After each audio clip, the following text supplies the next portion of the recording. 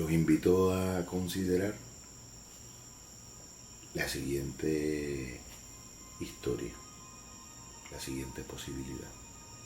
Si una persona llegara al interior de una selva, digamos una selva amazónica, y encontrara en el centro de esa selva un árbol y comiera de un mosto de las hojas de ese árbol porque tenía hambre, y diera la casualidad que entrara en un largo sueño como producto de esa ingesta de hojas, de ese alimento, de esa pieza de ese árbol, algo parecido a lo que le llamaríamos acá alucinación o experiencia visionaria, y estuviera largas horas en un ensueño, y con el paso de las horas y del atardecer o de la noche se levantase y recordase todas y cada una de las experiencias que tuvo a raíz de haber ingerido esta pasta vegetal amazónica. La experiencia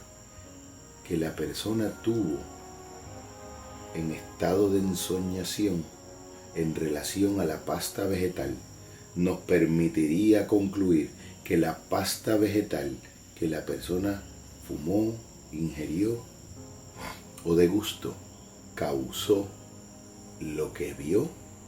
o que lo viera. Parece un juego de palabras, pero es mucho más profundo de lo que puede parecer sugerir en un primer plano de comprensión. Y me parece que en la respuesta a esa pregunta pudiera explorarse el intento de la respuesta a la pregunta que probablemente no la tenga y sea una pregunta cuyo destino sea no ser respondida de modo definitivo, de si acaso la mente es o no el adentro o el afuera del cerebro. La mente y el cerebro guardan una relación de identidad físico-material. La mente es un epifenómeno del cerebro o de las funciones de los sustratos neurológicos, como pudiera inclinarse a sostener grandes sectores del pensamiento científico. O la mente es una dimensión convergente al cerebro, pero distinguible de él. Otros en un enfoque más sociobiológico, en un enfoque más sistémico, han dicho algo así, como que la mente es el cerebro más la cultura. La mente es el cerebro más el conjunto de los seres en interacción recíproca y dinámica, lo cual nos lleva a pensar en la noción y en la idea de las propiedades emergentes, de estas cualidades que surgen del fenómeno y el movimiento de la interacción de las partes de un fenómeno, pero aunque surgen del fenómeno no pueden ser identificadas como el efecto discreto de una parte de ese fenómeno. La pasta que consumió el viajante que se internó en el bosque indígena causó la ensoñación que vio o lo que vio o que lo viera. Dos posicionamientos distintos ante la realidad, dos posicionamientos distintos ante el misterio de la mente y ante el misterio del cerebro, de la posible relación de identidad entre ambos o de diferencia. Pensaría yo y se me ocurriría pensar en algún artefacto electrodoméstico, digamos una radio o un televisor, y cuando de momento yo prendo una estación de radio o prendo la radio y lo calibro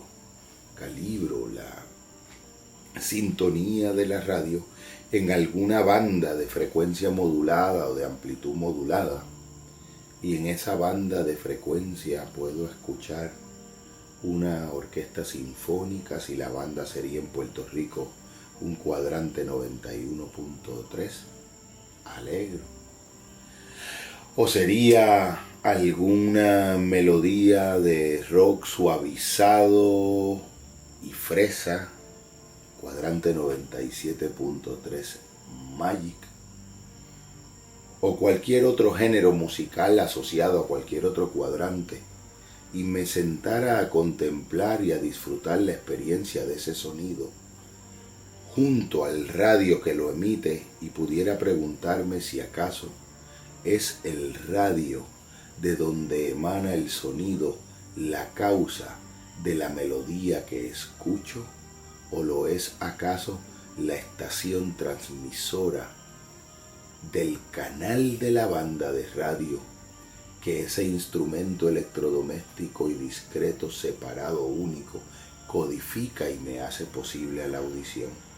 Si fuera un televisor y prendiera el televisor y con el control remoto ajustara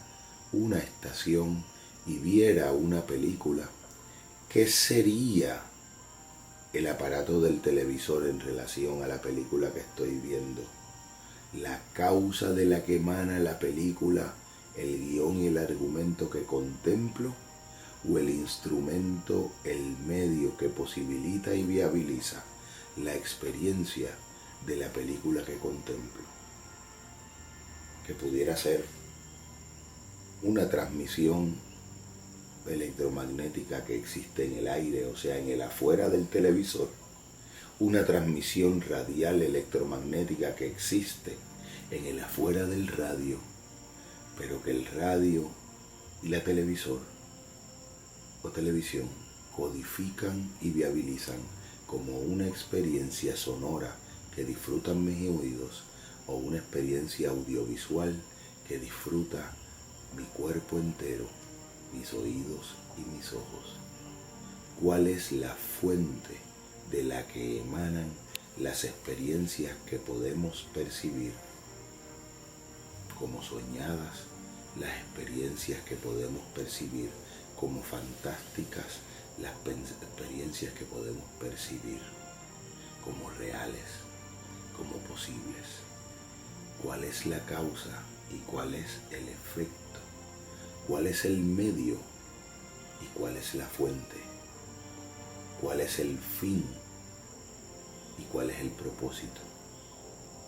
¿Cuál es el fondo de la experiencia de una pregunta como la pregunta sobre la sede de la mente, de una pregunta sobre la sede del misterio del cerebro, y de esa relación, digamos, holográfica, que nos permite seguirnos preguntando si es acaso o no la mente el afuera o el adentro del cerebro fisiológico y de nuestra experiencia orgánica?